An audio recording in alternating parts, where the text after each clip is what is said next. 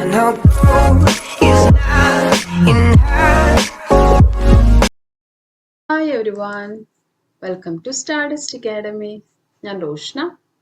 നമുക്കിന്ന് corporate accounting 1-ൽ important portions ആണ് discuss ചെയ്യാനുള്ളത്. എക്സാം ഇപ്പം നമുക്ക് 17th വന്നിരിക്കുകയാണ്. അപ്പോൾ എക്സാമിന് പ്രിപ്പയർ ചെയ്യുന്ന എല്ലാവർക്കും ഹെൽപ്ഫുൾ ആയിരിക്കും. ഇപ്പോൾ വീഡിയോ കണ്ട് നിങ്ങളുടെ ഫ്രണ്ട്സിനൊക്കെ ഷെയർ ചെയ്യാം. ആർക്കൊക്കെ യൂസ്ഫുൾ ആവും എല്ലാവർക്കും ഷെയർ ചെയ്യാം. അതുപോലെ സബ്സ്ക്രൈബ് ചെയ്യുക, ചാനലിനെ എല്ലാവരും സപ്പോർട്ട് ചെയ്യാം. അപ്പോൾ നമുക്ക് നേരെ ക്ലാസ്സിലേക്ക് പോകാം. പോർഷൻസ് പറയുമ്പം നിങ്ങൾ മൊഡ്യൂൾ വൈസ് അല്ല ഞാൻ പറയുന്നത്, നിങ്ങൾ ഏത് ഓർഡറിലാണ് പഠിക്കേണ്ടത് ആ ഓർഡറിൽ ഞാൻ പറയാം. അപ്പോൾ ഫസ്റ്റ് മൊഡ്യൂൾ അല്ല ആദ്യം പറയുന്നത് തേർഡ് മൊഡ്യൂളാണ്. തേർഡ് മൊഡ്യൂളായ final accounts of joint stock companies. ഈ ഓർഡറിൽ പഠിച്ച് തുടങ്ങിയാൽ മതി. അപ്പോൾ നമുക്ക് എക്സാം നല്ലപോലെ അറ്റൻഡ് ചെയ്യാൻ പറ്റും. എന്നുവെച്ചാൽ ഏറ്റവും ഇമ്പോർട്ടൻറ്റ് പോർഷൻസ് ഇരിക്കുന്നത് final accounts of joint stock കമ്പനീസിലാണ്. അപ്പോൾ അതിൽ നമ്മൾ മസ്റ്റായിട്ട് നോക്കേണ്ടതെന്ന് പറയുന്നത് ഫോമാറ്റാണ്. പ്രോഫിറ്റ് ലോസിൻ്റെയും സ്റ്റേറ്റ്മെന്റ് ഓഫ് പ്രോഫിറ്റ് ലോസിന്റെ ബാലൻസ് ഷീറ്റിന്റെ ഫോമാറ്റ് തന്നിട്ടുണ്ട് നമുക്ക്. ആ ഫോമാറ്റ് അതുപോലെ തന്നെ പഠിക്കുക, അതേ ഓർഡറിൽ തന്നെ എഴുതുകയും വേണം. അപ്പോൾ ആ ഫോമാറ്റ് പഠിക്കണം, അതേപോലെ തന്നെ അതിന്റെ പ്രോബ്ലംസും ചോദിക്കാം. ചിലപ്പോൾ നിങ്ങൾക്ക് ഫോമാറ്റ് മാത്രമായിട്ട് 15 മാർക്കിന് ചോദിക്കാം, അല്ലെങ്കിൽ 3 തരത്തിൽ ചോദിക്കാം. ഒന്ന് ഫോമാറ്റ് മാത്രം ചോദിക്കാം, അല്ലെങ്കിൽ ഫോമാറ്റ് വിത്ത് ഇമാജിനറി ഫിഗേഴ്സ് എന്ന് പറഞ്ഞ് ചോദിക്കാം. മൂന്നാമത്തെ പ്രോബ്ലം ആയിട്ട് ചോദിക്കാം. അപ്പോൾ ഫോമാറ്റും ചോദിച്ചു കഴിഞ്ഞാൽ നമ്മൾ നോർമലി എഴുതുന്ന പോലെ ഫോമാറ്റ് മാത്രം എഴുതിയാൽ മതി. പക്ഷെ ഫോമാറ്റ് വിത്ത് ഇമാജിനറി ഫിഗേഴ്സ് എന്ന് പറഞ്ഞു കഴിഞ്ഞാൽ നിങ്ങൾ വെറുതെ എക്സ് ഇട്ടിട്ട് ഫിഗേഴ്സ് ഇടാൻ പാടില്ല. നമ്പർ തന്നെ വേണം. നിങ്ങൾ ഇമാജിനറി ആയിട്ട് എന്തെങ്കിലും നമ്പേഴ്സ് ഇട്ടോ, അത് ഇപ്പം ബാലൻസ് ഷീറ്റ് ആണെങ്കിൽ അത് ടാലി ആവുന്നേ ഉള്ളൂ. അപ്പോൾ ആ രീതിയിൽ നമ്പർ ഇട്ടാൽ മാത്രം മാർക്ക് കിട്ടുള്ളൂ. അല്ലെങ്കിൽ നിങ്ങൾക്ക് 15 മാർക്സിൻ്റെ ക്വസ്റ്റിന് 10 മാർക്സ് മാത്രമാക്കി ചുരുക്കും. ഇമാജിനറി ഫിഗേഴ്സ് ഇട്ടിട്ട് 10 or 12 മാത്രമേ കിട്ടുള്ളൂ. അതുകൊണ്ട് ഇമാജിനറി ഫിഗേഴ്സിന് ക്വസ്റ്റിൽ തന്നിട്ടുണ്ടെങ്കിൽ നമ്പേഴ്സ്, എന്തെങ്കിലും നമ്പേഴ്സ് എമൗണ്ട് തന്നെ അതിൽ വേണം. പിന്നെ പ്രോബ്ലം ആയിട്ട് ചോദിക്കാം. പ്രോബ്ലം ആയിട്ട് ചോദിക്കുമ്പോൾ ഒരുപാട് അഡ്ജസ്റ്റ്മെന്റ് ഒന്നും ചോദിക്കാറില്ല. നോർമൽ ബേസിക് ആയിട്ടുള്ള ടൈപ്പ് ഓഫ് പ്രോബ്ലംസേ ചോദിക്കാറുള്ളൂ. ഇൻ കേസ് നിങ്ങൾക്ക് അഡ്ജസ്റ്റ്മെന്റിലൊന്നും മനസ്സിലാവണില്ലെങ്കിലും ഫൊമാറ്റ് എഴുതാം. നിങ്ങൾക്ക് അറിയാവുന്ന അഡ്ജസ്റ്റ്മെന്റ്സ്, അറിയാവുന്ന എമൗണ്ട്സ്, ഇപ്പോൾ ഡയറക്റ്റ് തന്ന എമൗണ്ട്സ് ഒക്കെ പോസ്റ്റ് ചെയ്താൽ തന്നെ അതിൽ ഫൊമാറ്റിന് മാർക്ക് ഉണ്ട്. അതുകൊണ്ട് തന്നെ അതിൽ എന്തായാലും നല്ലപോലെ സ്കോർ ചെയ്യാൻ പറ്റും. 1-2 അഡ്ജസ്റ്റ്മെന്റ് തെറ്റിപ്പോയി എന്ന് വെച്ചാൽ ആരും പഠിക്കേണ്ട. അപ്പോൾ ഫൊമാറ്റിലേക്ക് കോൺസെൻട്രേറ്റ് ചെയ്യാം. അപ്പോൾ കഴിഞ്ഞ പ്രാവശ്യമൊക്കെ ഫൊമാറ്റ് മാത്രമായിട്ട് ചോദിച്ചിട്ടുണ്ട്. അപ്പോൾ അങ്ങനെ അത് നോക്കാം. പിന്നെ ഇതിൽ കുറച്ച് തിയറീസ് ചോദിക്കുന്നത് ഡെഫേർഡ് ടാക്സ് ലാബിലിറ്റി എന്താണ്, കണ്ടിജന്റ് ലാബിലിറ്റി എന്താണ്, അങ്ങനെയൊക്കെ ചോദിക്കാറുണ്ട്. പിന്നെ ചോദിക്കുന്ന പറഞ്ഞാൽ ഏതെങ്കിലും ഐറ്റത്തിന്റെ ട്രീറ്റ്മെന്റ് ചോദിക്കാം. അതിനെങ്ങനെയാണ് ഫൈനൽ അക്കൗണ്ട്സ് ട്രീറ്റ് ചെയ്യുന്നത് വെച്ചാൽ പ്രോഫിറ്റ് ലോസിൽ എവിടെയാണ്, ബാലൻസ് ഷീറ്റിൽ എവിടെയാണ് എന്നൊക്കെ ചിലപ്പോൾ ചോദിക്കാം. അപ്പം അങ്ങനെ ചോദിക്കുന്നുണ്ടെങ്കിൽ അതും അറ്റൻഡ് ചെയ്യാം. അത് 2 മാർക്സിനുള്ള രീതിയിലാണ് ചോദിക്കുന്നത്. ഇനി അതിൽ നമ്മൾ സെക്കൻഡ് പാർട്ടായ പ്രോഫിറ്റ് പ്രയർ ടു ഇൻകോർപ്പറേഷൻ്റെ പ്രോബ്ലംസ് ചോദിക്കാറുണ്ട്. അത് 5 മാർക്സിനോ 15 മാർക്സിനോ ചോദിക്കാറുണ്ട്. അപ്പം പ്രോബ്ലം ചോദിക്കാറുണ്ട്. ചിലപ്പോൾ അതിൻ്റെ സ്റ്റെപ്സ് എങ്ങനെയാണ് profit prior to incorporation calculate ചെയ്യുന്നതെന്ന് ചോദിക്കാം. അപ്പം അതിൻ്റെ സ്റ്റെപ്സ് എഴുതണം നിങ്ങൾ. അതുകൂടാതെ എന്താണ് പ്രോഫിറ്റ് പ്രയർ ടു ഇൻകോർപ്പറേഷൻ എന്നും ചോദിക്കാം. പിന്നെ അതിൽ റേഷ്യോസ് കാൽക്കുലേറ്റ് ചെയ്യുന്ന പ്രോബ്ലംസ്, ക്വസ്റ്റ്യൻസ് വരാം. Weighted ratio, time ratio, sales ratio എന്ത് വേണമെങ്കിലും ചോദിക്കാം. അപ്പോൾ അതും നോക്കാം.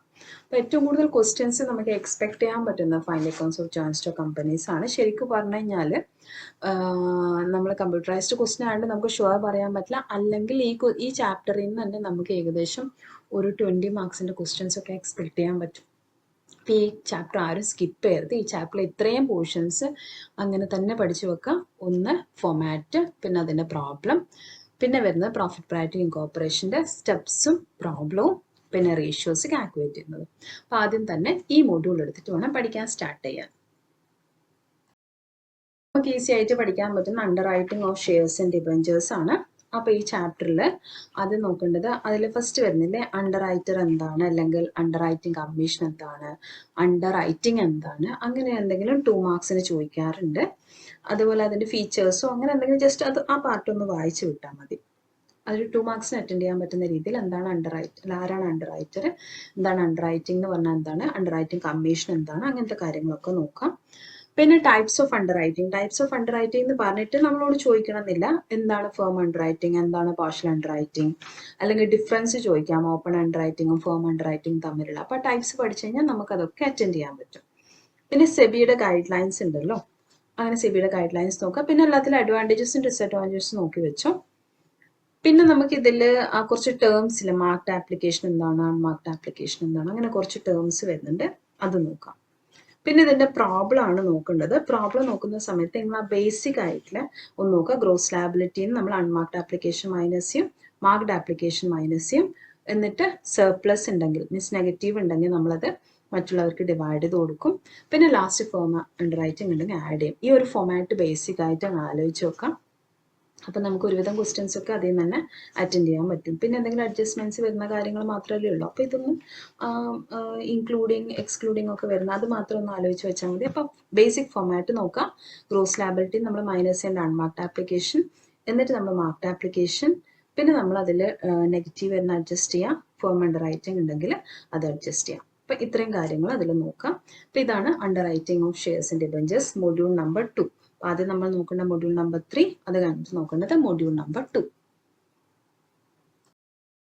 പിന്നെ നമുക്ക് ഇൻഷുറൻസ് ക്ലെയിംസും ഇൻവെസ്റ്റ്മെന്റ് അക്കൗണ്ട്സും ചിലപ്പം ഈക്വൽ ഇമ്പോർട്ടൻസിൽ ചോദിക്കാറുണ്ട്, എന്നാലും കുറച്ചുകൂടി ക്വസ്റ്റ്യൻസ് വരുന്ന ഇൻഷുറൻസ് ക്ലെയിംസിൽ നിന്നാണ്. അപ്പോൾ അതുകൊണ്ട് ഇൻഷുറൻസ് ക്ലെയിംസ് നോക്കാം. ഇൻഷുറൻസ് ക്ലെയിംസിൽ 2 ടൈപ്പ് ഓഫ് ഉണ്ട്. നമുക്ക് ലോസ് ഓഫ് സ്റ്റോക്ക് ഉണ്ട്, ലോസ് ഓഫ് പ്രോഫിറ്റ് ഉണ്ട്. അപ്പോൾ ലോസ് ഓഫ് സ്റ്റോക്കിന്റെ പ്രോബ്ലം, ആ പ്രോബ്ലം മാത്രമല്ല അതിന്റെ സ്റ്റെപ്പ് ഉണ്ടല്ലോ, ആ സ്റ്റെപ്പ് അങ്ങനെ തന്നെ പഠിക്കണം. സ്റ്റെപ്പ് നമ്പർ 1 നമ്മൾ പറയണമെങ്കിൽ ആദ്യം ക്ലോസിംഗ് സ്റ്റോക്ക് കാൽക്കുലേറ്റ് ചെയ്യാൻ ഡേറ്റ് ഓഫ് ഫയർ, അതിനുവേണ്ടി മെമ്മറാണ്ടം അക്കൗണ്ട് പ്രിപ്പയർ ചെയ്യാൻ പറഞ്ഞിട്ടുള്ള ആ സ്റ്റെപ്സ് ഉണ്ടല്ലോ, 3 സ്റ്റെപ്പ്. ആ സ്റ്റെപ്പ് അതേപോലെ തന്നെ പഠിക്കണം. അതുപോലെ അതിന്റെ പ്രോബ്ലവും പഠിക്കണം. പിന്നെ ഇതിൽ പിന്നെ തിയറി എന്ന് പറഞ്ഞ് ചോദിക്കാനുള്ളത് ആവറേജ് ക്ലോസ് എന്താണ്, പിന്നെ സ്റ്റെപ്സ് എന്താണ്, അങ്ങനെയൊക്കെ ആ ലോസ് ഓഫ് സ്റ്റോക്കിന്റെ പാർട്ടിൽ ചോദിക്കാനുള്ളൂ. അപ്പോൾ പ്രോബ്ലംസ് നോക്കാം, അതിന്റെ സ്റ്റെപ്സ് നോക്കാം. സ്റ്റെപ്സ് നോക്കിയാൽ തന്നെ നമുക്ക് ഈ ആവറേജ് ക്ലോസ് എന്താണെന്ന് നോക്കി അതിൽ നിന്ന് തന്നെ കിട്ടും.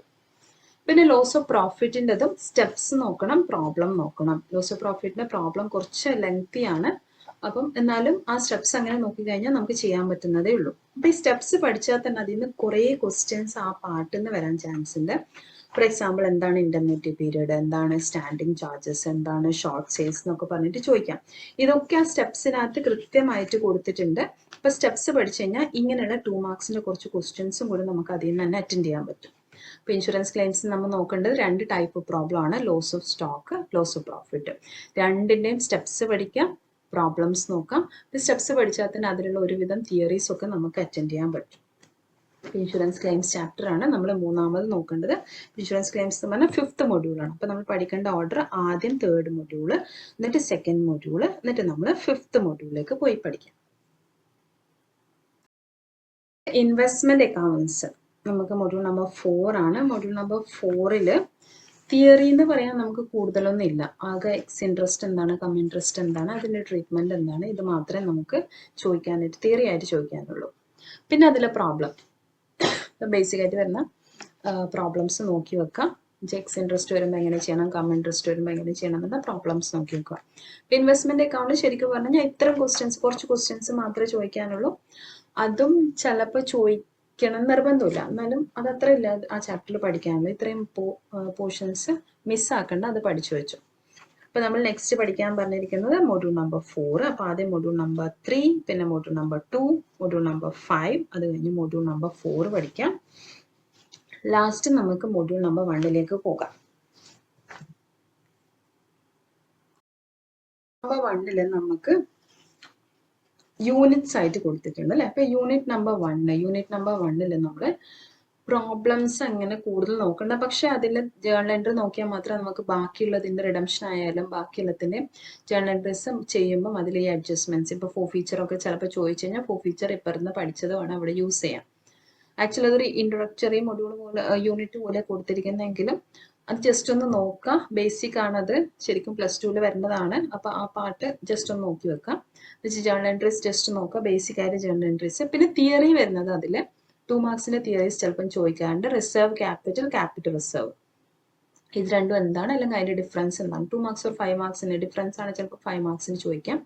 പിന്നെ ബുക്ക് ബിൽഡിംഗ് എന്താണ്, പിന്നെ അതിൽ നമുക്ക് നോർമൽ തന്നെ ടൈപ്സ് ഓഫ് ഷെയർസ്, അങ്ങനെയുള്ള കുറേ കാര്യങ്ങളുണ്ടല്ലോ. കൈൻഡ്സ് ഓഫ് ഷെയർ ക്യാപിറ്റൽ, അങ്ങനെ കുറച്ച് സബ്സ്ക്രിപ്ഷൻ എന്താണ് എന്നൊക്കെ പറഞ്ഞുകൊണ്ട് അങ്ങനെയുള്ള കാര്യങ്ങൾ. ഇഷ്യൂ ഷെയർസ് എങ്ങനെയാണ് ചെയ്യുന്നത്, കോൾസിന് അഡ്വാൻസ് എന്താണ്, ഓവർ സബ്സ്ക്രിപ്ഷൻ എന്താണ്, അണ്ടർ സബ്സ്ക്രിപ്ഷൻ എന്താണ്, അങ്ങനെ കുറച്ച് നമ്മൾ നോർമൽ അക്കൗണ്ട്സിലല്ലാതെ നമ്മൾ കമ്പനിയെ പറ്റി പഠിച്ചുകൊണ്ടിരിക്കുന്ന കാര്യങ്ങളുണ്ട്.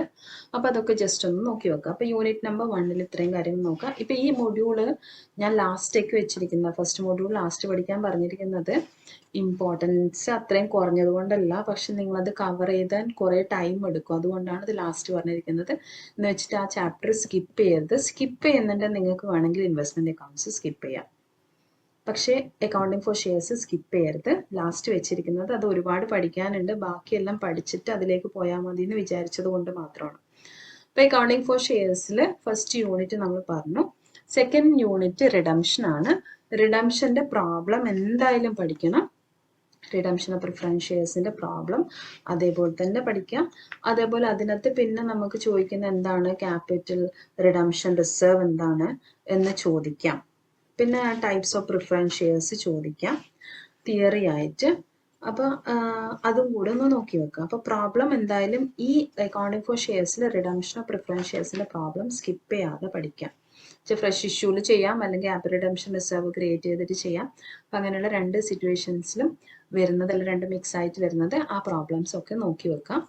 പിന്നെ നമ്മൾ നെക്സ്റ്റ് യൂണിറ്റ് പറയുന്നത് ബോണസ് ഇഷ്യൂ റൈറ്റ് ഇഷ്യൂ ആണ്. ബോണസ് ഇഷ്യൂ റൈറ്റ് ഇഷ്യൂല് നിങ്ങൾ തിയറിയാണ് കൂടുതൽ കോൺസെൻട്രേറ്റ് ചെയ്യേണ്ടത്. അപ്പോൾ എന്താണ് ബോണസ് ഇഷ്യൂ, എന്താണ് right issue, sweat equity shares എന്താണ്, ESOP എന്താണ്, പിന്നെ അതിൻ്റെ ഒക്കെ കണ്ടീഷൻസ്, സെബി ഗൈഡ് ലൈൻസ്, അതുപോലെ അതിൻ്റെ അഡ്വാൻറ്റേജസ് ഡിസഡ്വാൻറ്റേജസ്, അങ്ങനെ വരുന്ന കുറച്ച് തിയറീസ് ഉണ്ട് ബോണസ് ഇഷ്യൂ റൈറ്റ് ഇഷ്യൂല്. അപ്പം അതിൻ്റെ പ്രോബ്ലം ജസ്റ്റ് ഒന്ന് നോക്കിയാൽ മതി. ജേണൽ എൻട്രി ബോണസ് ഇഷ്യൂല് ആകെ 2 ജേണൽ എൻട്രി വരുന്നുള്ളൂ.